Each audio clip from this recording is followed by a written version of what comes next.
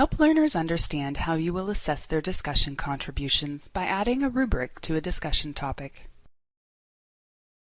This tutorial shows how to add a rubric to a discussion topic in your course. To begin, navigate to the topic where you want to add a rubric. Click the topic's context menu and select Edit Topic. Click Assessment and click Add Rubric to add an existing rubric to the topic. Note, if you do not already have the rubric you want to use, click Create Rubric in New Window. You can create and save a rubric in a new window. Then, you can return to the original window and add it to the discussion topic. Select the rubric you want to use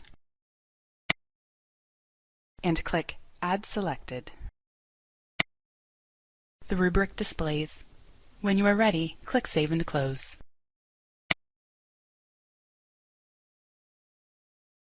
Help learners understand how you will assess their discussion contributions by adding a rubric to a discussion topic.